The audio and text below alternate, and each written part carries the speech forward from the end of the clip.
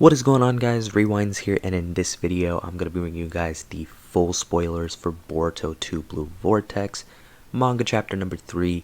So I do want to say here real quick, if you're a little bit more interested in the panels and stuff like that, you can kind of catch more of that on my last video, but this is more so of the full spoilers, some notable dialogue, but pretty much everything that happens in the chapter per se. And I usually like making these videos because there are people that kind of just like listening to everything that has happened throughout the chapter rather than go and read it themselves even when it leaks early.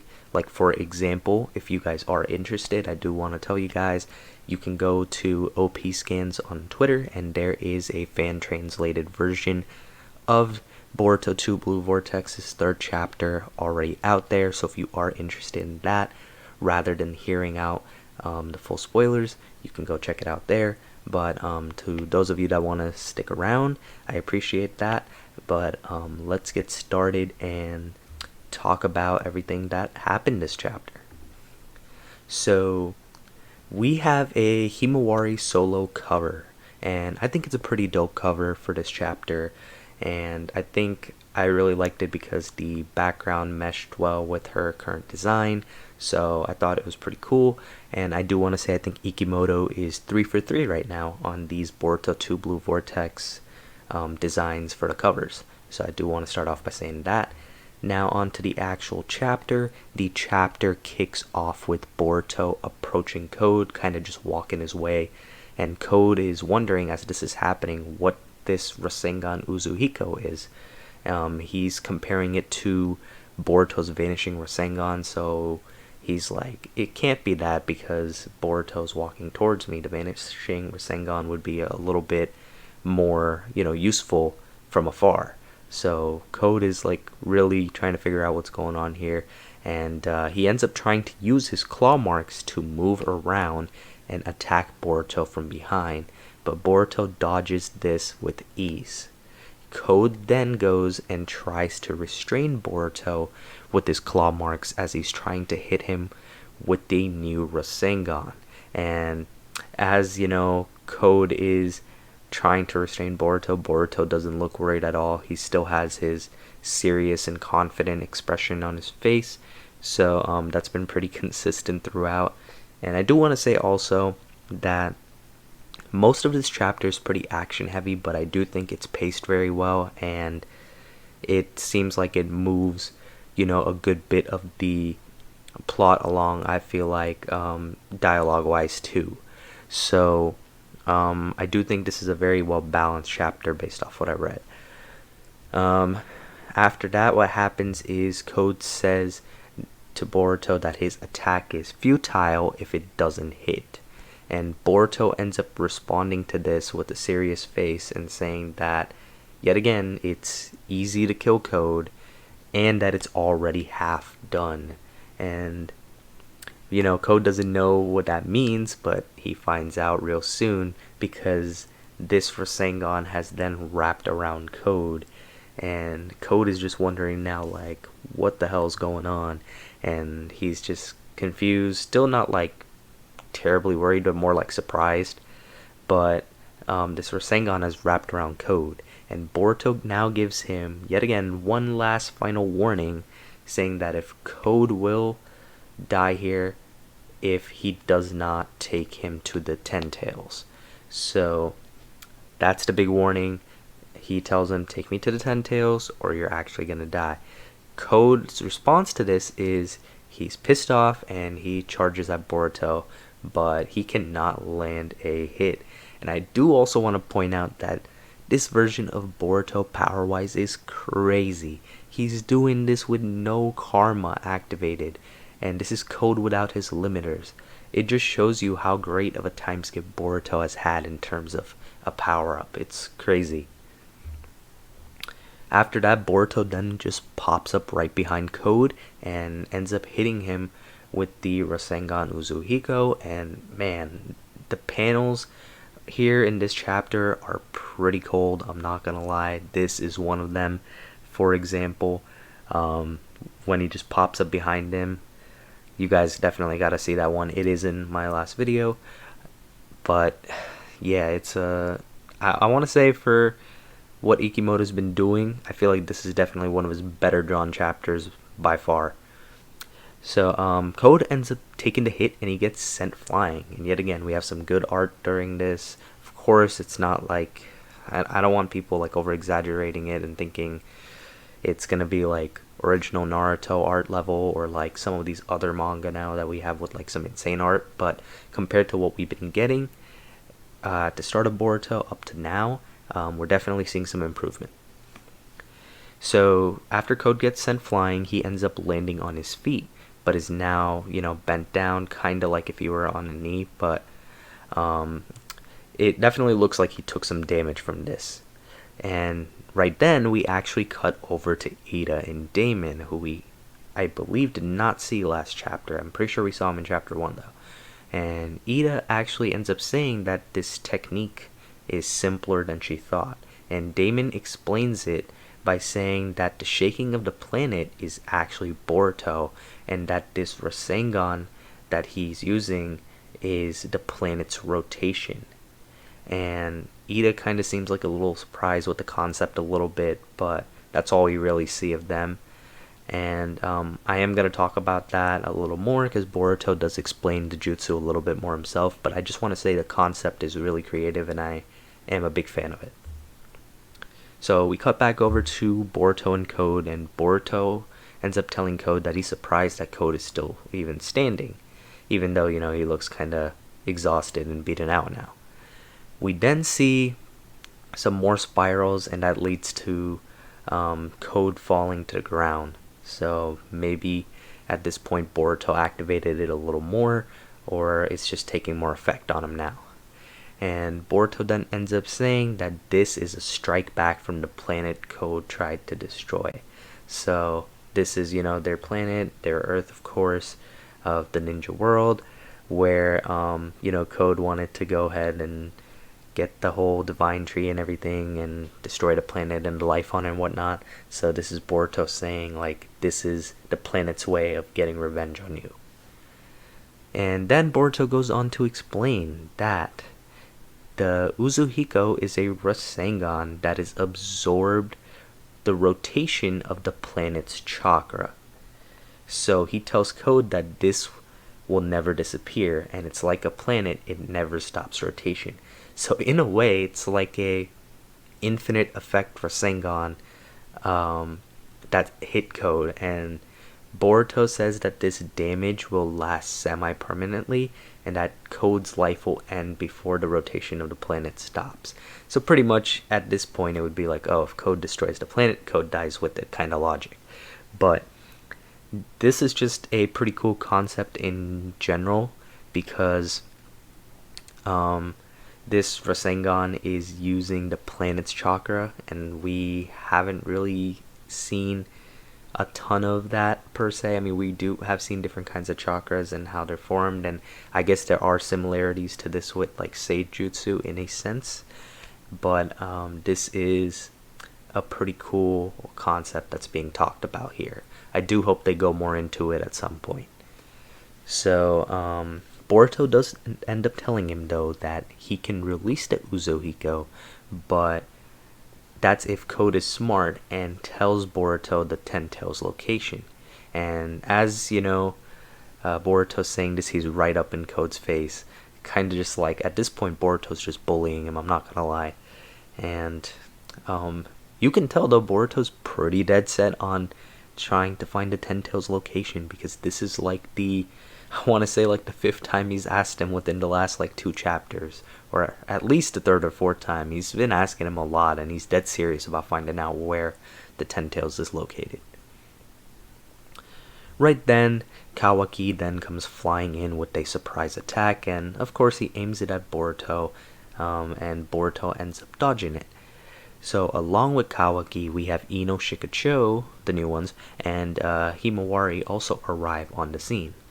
And Himawari pretty much ends up seeing Boruto, and she just says Boruto, and that results in us seeing a different expression from Boruto for the first time since 2 Blue Vortex started up, this expression is, a little bit more of a surprise, or like slightly relieved, kind of to see that, like, oh, it's Himawari, and oh, she's okay, like that kind of response. And that I think is a good way to show like a different expression from him, because he's been like dead serious. So this shows you that, when he sees someone he really cares about like that, the whole, I guess his whole mindset or his expression changes for that moment.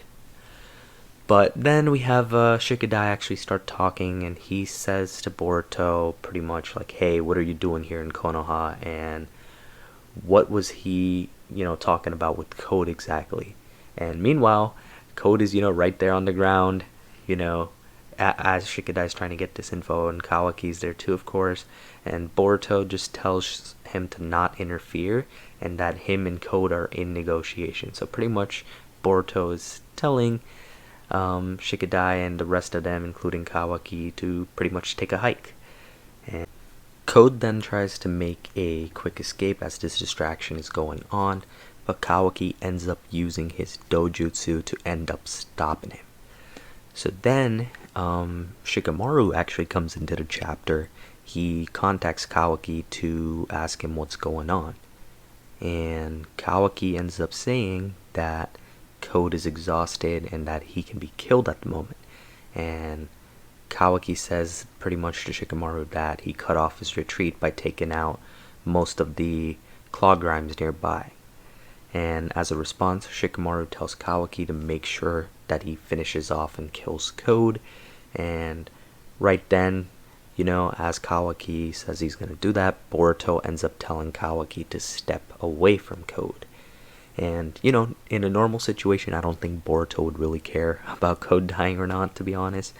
But since he needs to know the whereabouts of the Ten Tails, I think that it's pretty important that Boruto can find that location first. So, right then, we start getting some Kawaki and Boruto dialogue, too. Kawaki says that he hopes Boruto is ready to die, too, since he came back to Konoha. Code uses this distraction to summon a claw grime, which Kawaki ends up beating with ease, but Code actually ends up escaping this time. Shikamaru reacts to this news by saying to quickly take care of the remaining claw grime so that Code cannot return, which, is a smart decision on his part, of course. One thing I do want to say about this is I'm wondering if we're going to really see a lot of the other characters involved. Just because we haven't really seen a ton of them this chapter, which is cool with me for this chapter, but I do hope that we do get to see some other characters a little bit more involved as we keep going through. This chapter, though, it's fine because we really needed to see a showcase of Boruto, I feel, and how much he's changed. So I feel like this chapter, that's not a problem. But we we should be seeing a mix of characters, in some other ones, at least at some point. But yeah, so after Shikamaru tells the others to take care of that, Kawaki just tells the others to go on ahead and that he has business with Boruto. We then cut over to Sarada for the first time for the chapter, and she's saving someone who's been engulfed in a tree but is not dead. And she kind of uses this to infer that the Ten Tails is probably still alive but weakened, and she thinks that it's alive because of the whole tree thing happening, but weakened because it's not eating these shinobi's chakra that have been captured and like just sucking their chakra off, which would typically kill them if you remember back to the 4th Great Ninja War. We then cut back over to Kawaki, and by the way, we are nearing the end of the chapter, there's not much more. We do cut back over to Kawaki, and he ends up telling Boruto, he's like, it's been 3 years, and he asks Boruto if he became Uchiha's adopted child, and he's saying this based off of Boruto's looks, which, I found to be a funny little comment, of course. I had to throw that in there. And, Boruto is, dressed Sasuke style like a good bit right now, and there are a lot of similarities with the fit. And, acting-wise, too, he is acting a little bit more Sasuke likes. So, fair question, fair game. And Boruto ends up just responding to Kawaki by saying he's relieved to see that Kawaki hasn't changed.